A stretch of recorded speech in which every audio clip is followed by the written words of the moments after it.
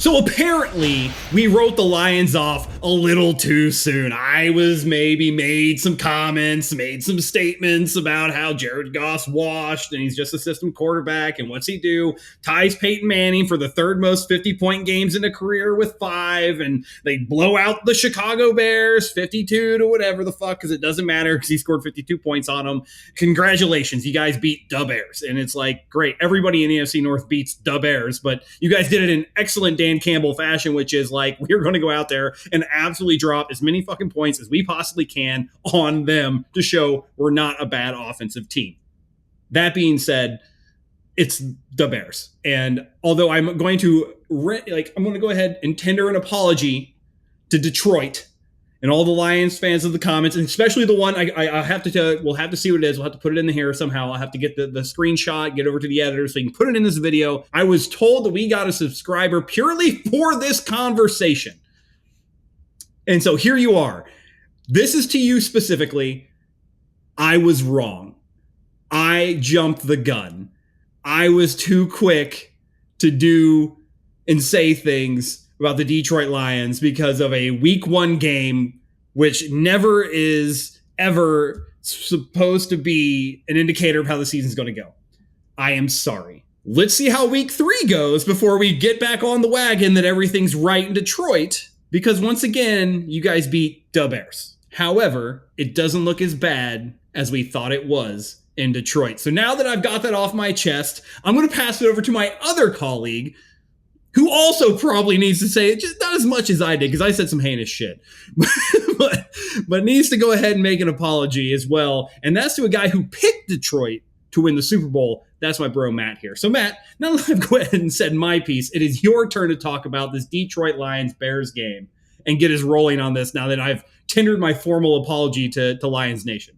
Well, listen, yeah, I think it's natural in week 1 to jump the gun a little bit because you have literally a 1-game sample size and you haven't seen any other football for the previous 6 months, and you want to jump to conclusions. You want to say this is how it's going to be, and I think I honestly think these last 2 weeks were more about the Lions opponent than it was about the Lions. I think week 1 was more about, we talked about it on a previous video, this dominant Green Bay Packers defense that shut down the Lions for 4 quarters and made that game even more dominant than it appeared to be as far as score goes. And I think this week was more about the Chicago Bears. However, again, we talked down about John Morton, the offensive coordinator for the Detroit Lions. We talked down about this offensive line for the Detroit Lions. We talked down about everything, and they looked absolutely unbelievable on Sunday. So did we jump the gun a little bit? I believe we did. I think we jumped the gun maybe a tiny bit on these Detroit Lions. However, I'm still concerned about this team going forward. I still don't know if they're going to be a championship caliber team that I believe they were the previous 2 years, but it remains to be seen. But like I mentioned, I think this game was more about the Chicago Bears, because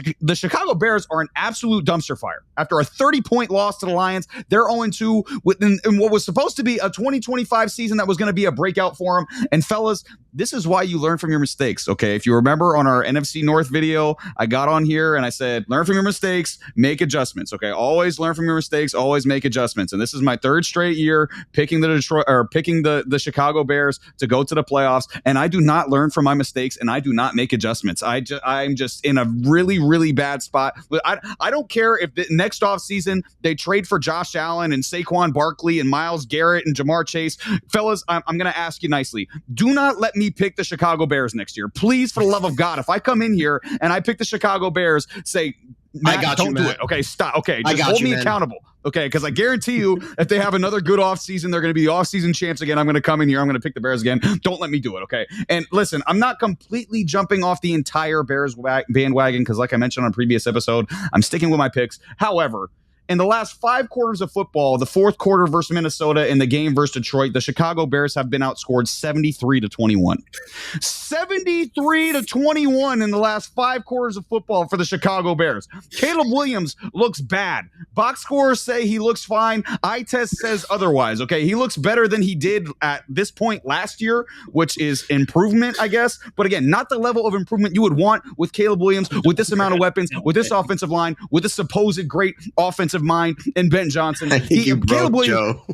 Caleb Williams either is too nervous to make a mistake and spams checkdowns, or he's just completely reckless and there's no in between. All right. There's no in between for Caleb Williams right now. He looks nervous, anxious in the pocket. His accuracy has been awful so far. And again, he's played two defenses I believe are good in Minnesota and Detroit. But again, that's no excuse. Okay. Caleb Williams, you have to play better. And Ben Johnson, okay, who we thought you were supposed to be a major head coaching upgrade over Matt Eberflus. Apparently, not so much. Okay, you're getting your ass kicked just like Matt Eberflus did last year. And again, speaking of last year, in the last 13 football games, the Chicago Bears are 1-12.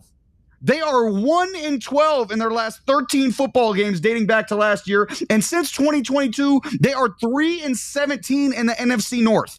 3-17. They do not win games in their own division. And again, this defense is horrible. 52 points, 500 yards on Sunday, and they're the second worst graded defense per PFF, worst graded coverage per PFF as well. So in conclusion, I'm not completely out on the Chicago Bears yet because, again, I stick with my picks. I still love Caleb Williams. I still think Ben Johnson can be a good coach. And there's winnable games on this schedule coming up for the Chicago Bears, but it looks really, really bad right now, and they look like the worst team in the division with a very small chance of making the playoffs, Joe. Yeah, that's probably – sorry, I was crashing out hard when you told me how much they've been outscored in the last 5 quarters. That's 73-21. Think about it. Oh, God. Can't do that shit in Madden. Damn. I don't even know. But you said worst team in the division. They might be might be in contention for the worst team in football right now. I mean, there are not a lot of teams that got that sort of 5 quarters of just ass kickery. Oh man. Ass kickery. That is what that was. But Sammy, I mean, okay, there's like one other team, but not in the NFC. AFC East. AFC East team that shall not be named. But we'll go to a fan of that team to get his feelings on this Bears-Lions game, because you're the only one that the people on this channel who are tuning into this video don't really have a grudge against, because you weren't here to make a comment. Yeah, I wasn't. And I'd just like to say on behalf of the Detroit Lions fans, I'm so sorry for what these two did. I cannot believe these two just dropped the ball and just stopped believing on the Detroit Lions, man. It's easy to Monday morning quarterback that from not here, Sammy. I don't know what they're talking about, man.